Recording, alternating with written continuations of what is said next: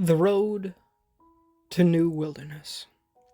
Part 1 by Random Appellation 468. This is a bad idea. I leaned my head against the rain-covered window and watched the dark trees blur past, my stomach twisted into an uncomfortable knot. Carla rolled her mascara-ringed eyes at me from the passenger seat of the Civic. You always say that, Hannah. Literally every time, and every time it's fine. Yeah, right. I frowned and counted off on my fingers all the times she'd been wrong. What about that factory in Nashville, or the docks in Charleston, or the unfinished subway system under Cincinnati? I still have nightmares about that homeless guy chasing us. From the driver's seat, Matt let slide a weary grin, even as he carefully maneuvered the low-bottomed car around yet another abandoned police barricade. He was pretty nuts, but hey, it's not gonna be like last time, alright? This place is gonna be legit. I can feel it. Is that confidence, or weed talking? Carla gave him a snide, sideways look, clearly trying to push his buttons. Both, baby. Ever the gentle optimist, Matt returned a carefree wink at Carla's suppressed smirk. If we get caught and they test you, you go to jail. She picked at one polished fingernail, little chips of ebony paint flaking onto the dusty carpet. Nah. Matt swerved back into the gravel road and pushed down on the accelerator. I'm cool when it comes to talking to the cops. You, on the other hand. The words struck true, and Carla crossed her arms in faux annoyance. Oh, I could tell they were teasing each other. Both Matt and Carla had been my friends since the 8th grade, and they'd always been polar opposites. With 2 blue-collar parents and 5 siblings, Matt was laid back, peaceful and charismatic. The kind of guy who could make anyone smile.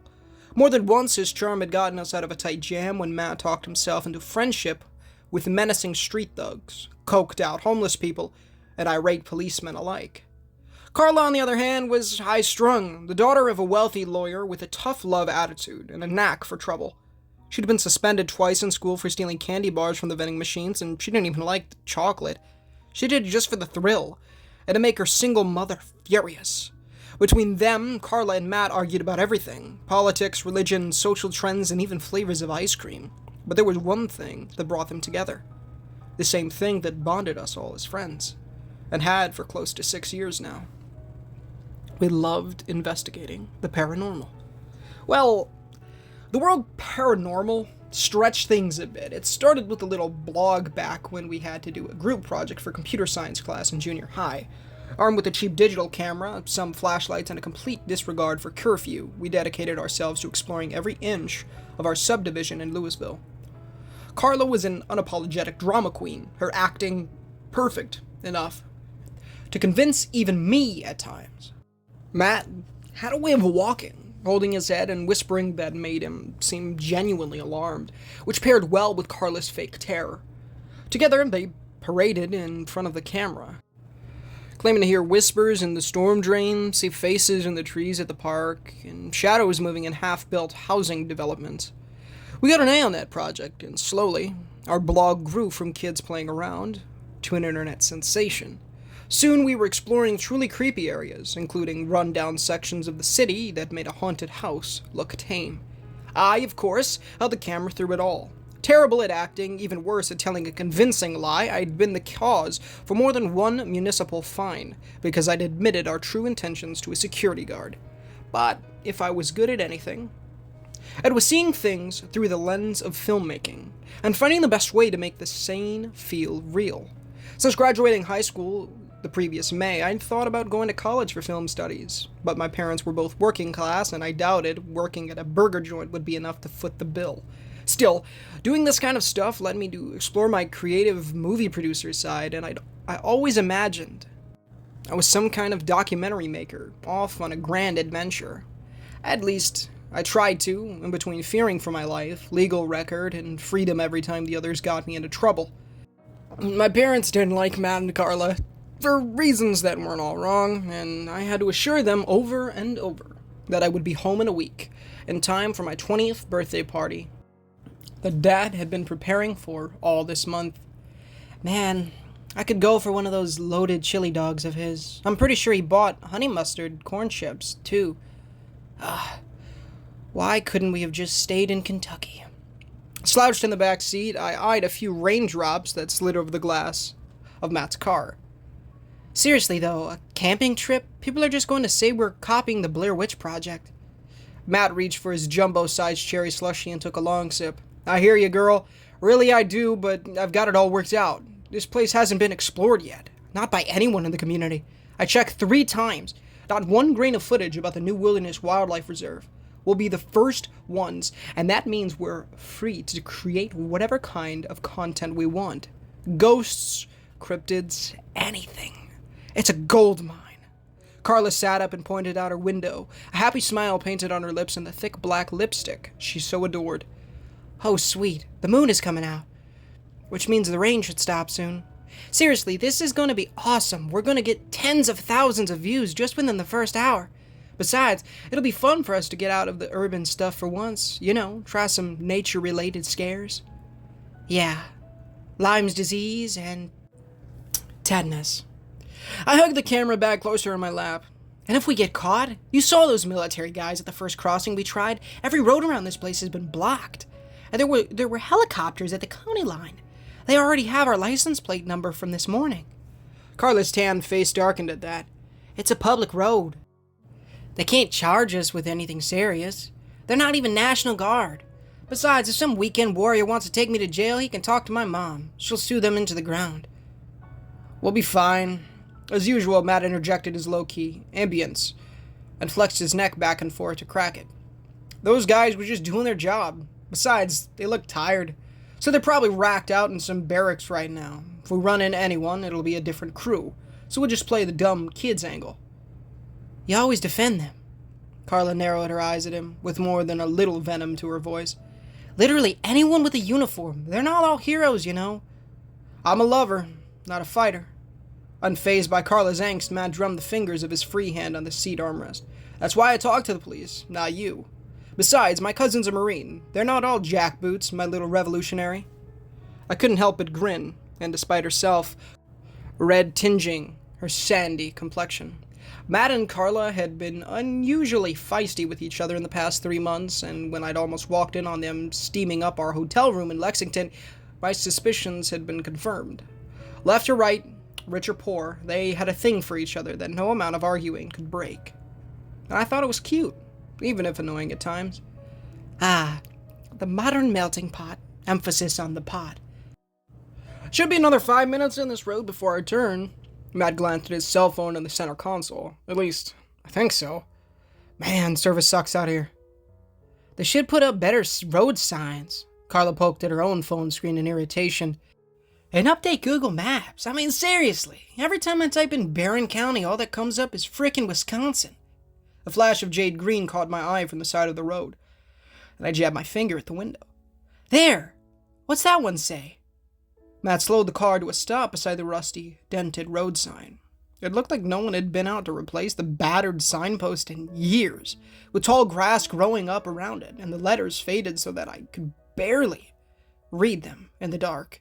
A long gravel road branched off from the one we were on and plunged into the gloom, straight as an arrow.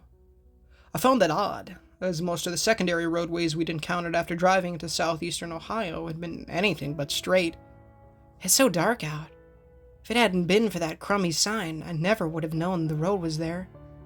Carla rubbed at a foggy patch on her window and squinted. Towerpin Road. Is that part of our route? Nope. With a sigh of disappointment, Matt eased off the brake pedal. We're looking for Bethesda Ridge Road. Good catch, though, Hannah. Let's keep going. I watched the night swallow up the little sign. Its white surface is backlit by the red of Matt's taillights. For a split second, I almost thought I saw a figure step out of the darkness to stand beside the sign, tilting its head like a curious bird to watch us leave. Come on, snap out of it. There will be plenty of time for creepy imagination stuff later. We drove on for another few miles before finally turning onto the road Matt had found on an old map, stashed in the corner of a public library. I hadn't thought anything of it the first time he showed me, but Matt seemed to think it worth checking out, since the bizarre map of Ohio showed 89 counties instead of the 88 that everyone knew there were.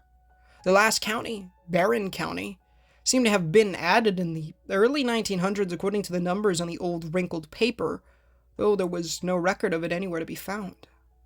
Similarly, there was very little online about the new Wilderness Wildlife Reserve, but Carla came across a few different posts about it on some story sharing site, which perked her interest. The stories seemed like total crap to me, but Matt and Carla ate them up, and so we planned a trip to the forgotten waste of the Appalachian foothills to run around in the hot, humid forests, pretending to be scared by things that weren't there. Made it. Matt put the car into park and cracked his knuckles in the way he did right before we got ready to do something borderline illegal. Who's ready to get some awesome footage? Carla grinned and glanced back my way. I'm ready if Spielberg is.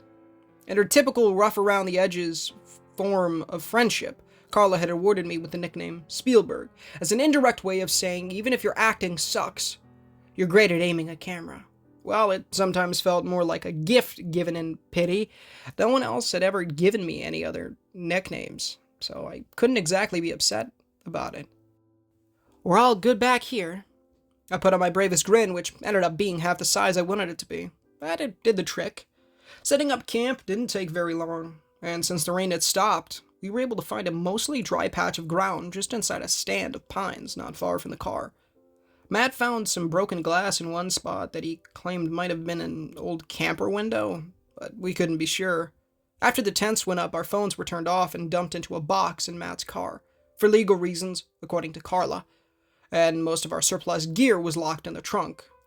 With that done, we convened by this roadside.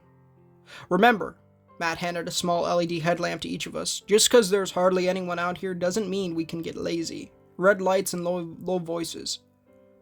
That's the name of the game. And pray some farmer with a 12 gauge doesn't accidentally take our heads off while coyote hunting. Keeping my droll thoughts to myself, I spritzed on some bug spray and followed Matt and Carla down the quiet lane. We walked down the long, dark stretch of gravel for a good 15 minutes until Matt decided we were far enough from our campsite so as to not draw unnecessary attention from anyone who might see us. Like saboteurs in an old war movie, we scampered into the rolling grass on the other side of the embankment and walked right past a yellow private property, not trespassing sign along the way. Inky shadows cloaked everything like a heavy layer of soot, reminding me that we weren't in Louisville anymore, with its bright streetlights, hard-paved streets, and security cameras. Wet knee-high grass clawed at my pant legs and thorny scrub brush swatted at my sides. The scent of cool, fresh rain hung in the air, far better than the stench of the city, but I couldn't enjoy it for the whiny cloud of gnats that howled in my ears. All I had on were a pair of slim-fit green cargo pants and a gray t-shirt. My hair had pulled back in a simple ponytail, and it seemed my bug spray was less than effective. Should have bought the stronger stuff. That's what I get for cheaping out on. Hey! Matt's voice startled me from my musings, and I looked up to see a tall chain-link fence with barbed wire across the top, and a huge gaping hole torn into the wire right next to where he stood. Whatever came through had pushed the fence wire apart like it was made of rubber bands, and Matt could have driven his car into the gap without touching the sides. Check it out! We won't even have to climb! A mischievous twinkle came into Matt's eye as the crimson beam of his headlamp swept over the destroyed wire. Hannah, get the camera ready. This will make a great opening shot. The sight of the ruined fence sent a shiver down my spine. What could have made a hole that big? By all other accounts, the rest of the fence line looked well kept. Not super rusty or overgrown.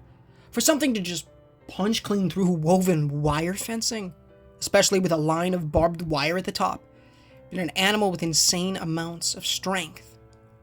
Like what? A long-lost dinosaur? Seriously, Hannah, this is Ohio. Stop freaking out over every little thing. There's a reason Matt and Carla don't put you in front of the camera. In an attempt to ignore the harsh criticisms of my thoughts, I pulled out the hefty camera that we'd purchased as a group, pushed the power button, and removed the lens cap. You want infrared or... My eye caught a speck of color in the grass to my left, and I paused. Tucked in between the tall blades of bluegrass, a single dirty white and gray sneaker lay discarded, its laces frayed. Scratches and gouges scored the rubber, and there were a few dark stains that almost looked black, as if the shoe had been spattered in tar.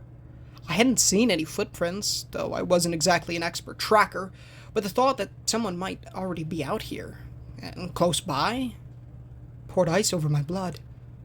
Guys, come look at this. The other two clustered around me, and Carla's eyes lit up.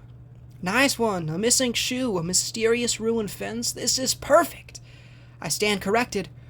We're going to clear 100,000 views in 24 hours, or I'll wear pink lipstick for a week. Matt nudged the sneaker with the toe of his own shoe. Don't bets with girls involve them wearing less, not more? Carla made a pleased, demure smile. Grateful that I had the camera to hide behind, I did my best not to sigh in jealousy. Must be nice. In spite of her gothic fashion tendencies, Carla was gorgeous. With jet black hair, sensuous Hispanic facial features, and generous curves where it counted. She could fill out her clothes in ways that made the boys back in high school almost break their necks when she walked by, something that enraged the preppy girls who had resented her Edgar Allan Poe clothing tastes. By comparison, I wore simple cargo pants and t-shirts, my limbs skinny and the rest of me barely any better, even though my grandmother insisted that my stuffing was just slow in coming. I had a suspicion that if one wasn't curvy by 19, that wasn't likely to change. I never admitted it around Carla or Matt, but these trips were starting to get more and more lonely, as I woke up night after night to them curled up in their motel bed, while I lay alone in mine. With graduation now almost 2 years in the past, I had yet to go on a single date, or even hold a boy's hand, much less to do whatever they did when they thought I was asleep. Being plain was hard, but being alone, that sucked. I'm in favor of Julian, I cut in, readying to press record on the camera. You know, for the list of baby names. You want the first shot of the fence, or the shoe? The gate. Oblivious to my bitter sarcasm, Carla backed up the way we'd come and gestured for us to follow. We'll walk up and rediscover the shoe. No night vision for now, it'll be harder for the viewers to spot our tracks in the grass from before. Then we can focus on finding its owner, should they still be among this world. Her deep, dramatic tone made Matt laugh, and we slogged back a few yards to begin our shoot. I held the camera at the ready and gave them a countdown on 3 fingers. All right, guys, we're back. Matt flashed a thumbs up at the camera as he and Carla went into their routine. This time, we've traveled deep into the Appalachian wilderness to a remote wildlife reserve that some people think is part of a secret government cover-up.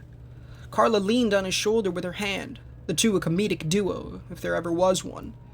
We have no idea what we're walking into, folks, so keep your fingers crossed. Remember, you're seeing this just like we are, raw and unfiltered. As raw as a burned steak. Behind the camera, I rolled my eyes at the last line, but trailed them back through the grass and tried not to trip in the murky shadows. I always hated the fact that we bent the truth so much in our videos. Sure, they looked awesome when we were done, and as Matt pointed out, we were there to entertain people, but I still didn't like selling the idea that none of it was orchestrated. This honesty never sat well with me, but I had to remind myself that I was a filmmaker, a storyteller, and this was part of the storytelling process. We rediscovered the gate, and both Matt and Carla played the part of 2 stunned kids, oohing and eyeing over the gap, and pretended to be worried about what could have made such a large hole. Carla found the sneaker and even dared to pick it up. Always the method actress. Who do you think this belongs to? She whispered to Matt and held the filthy shoe up to the camera. Matt went into his tense machismo stance, head cocked to one side, eyes probing the darkness like he was seriously concerned. I don't know. Maybe someone got stranded out here? Let's see if we can... As if on cue, the low rumble of tires on gravel echoed from the road behind us, and we all dove for the grass. Headlamps clicking off.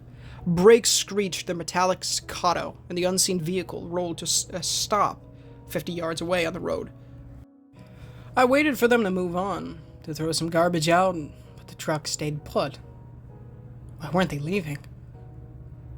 Bright white light stabbed at the misty darkness just overhead, and my lungs constricted. A spotlight.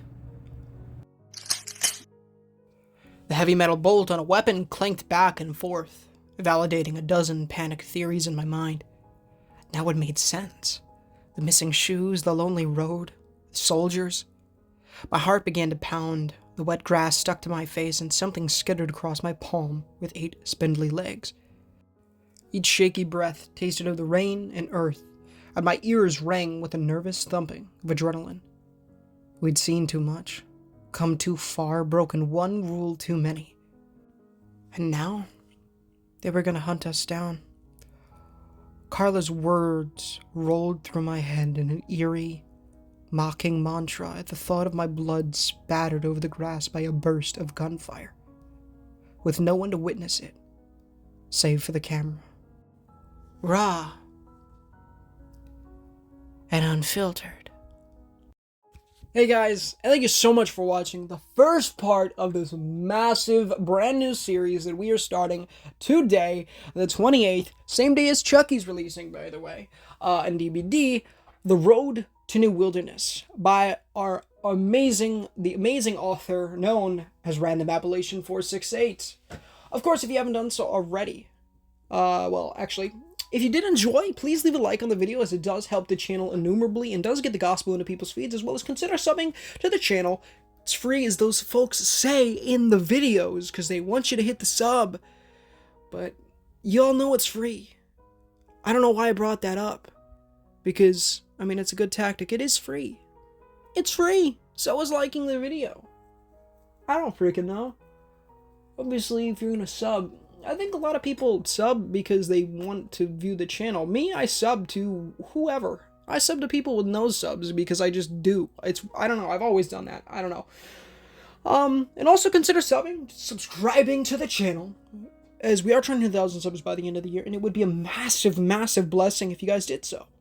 Of course, go read the $1 Million Question on screen right now if you haven't done so already. It'll teach you how to go to heaven, repenting of your sins and trusting the good Lord Jesus Christ with our mental and strength to be the holy Bible, daily pretty. Fantastic people. It's also in the description of the pinned comment. Yeah. Join the Discord, also in the description. And guys, oh my goodness, we've been so blessed today. Dead by Daylight has hit 60 million players apparently, which means, well, you probably don't know, and honestly, I don't know why it would mean, but it's a massive number, of course, and the fact of the matter is, they're giving away a free code. 1 million blood points, and 6,000 shards, I believe iridescent shards, which is mind-boggling to me, because that's a free killer right there, right?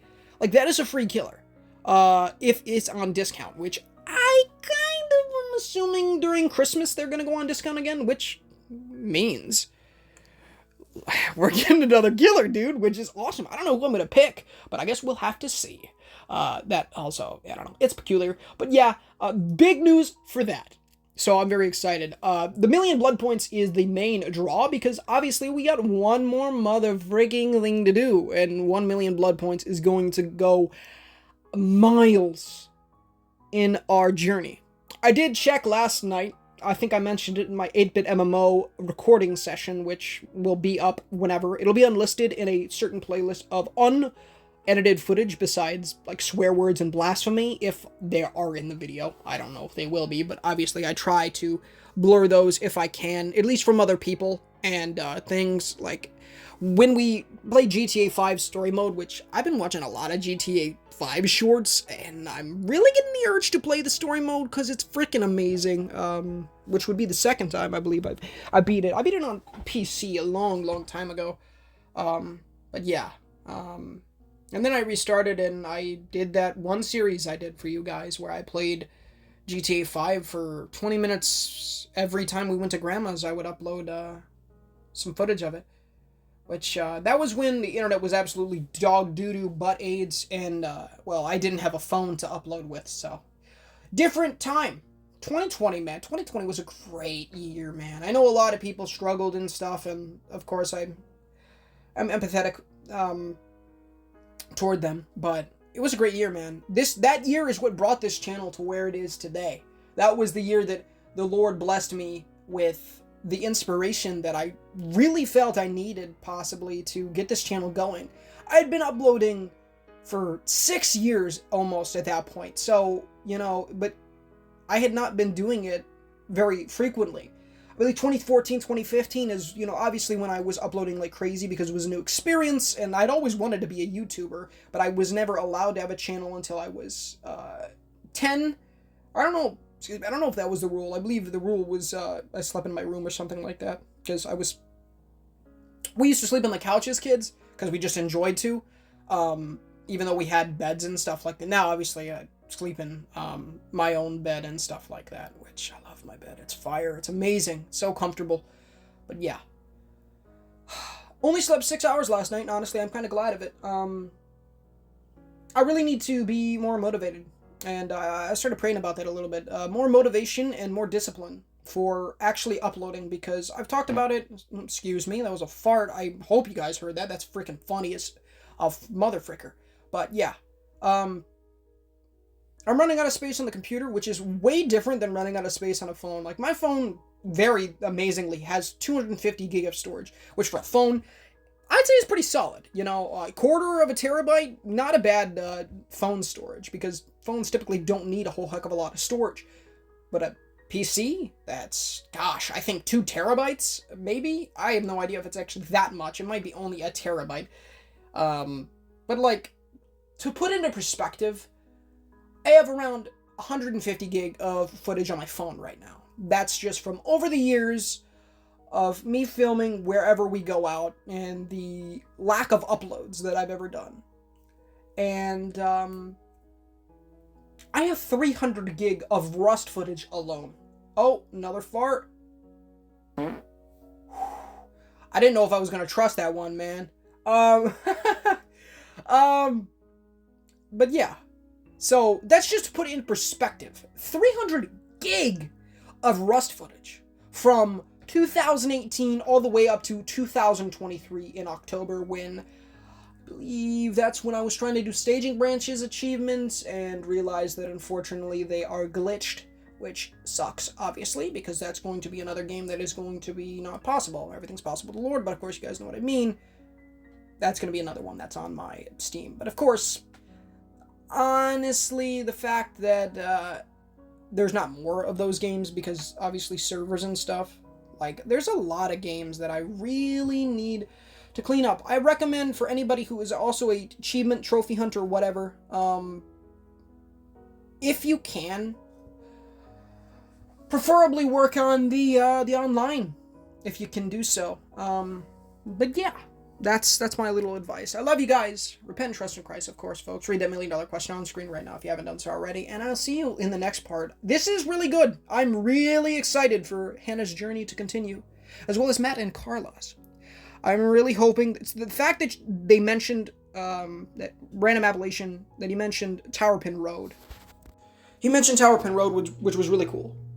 Oh, you guys are definitely going to hear that. I'm going to end this. Of course, this is Ninja Gamer. Alright, not ending it quite yet. I apologize for the randomness. There might be somewhat of an echo in here. I'll do a test real quick. Alright, there is a massive echo in there. I'm back in the room. Sorry about that. I really had to take a fat dump. So, yeah. Maybe TMI? I don't know.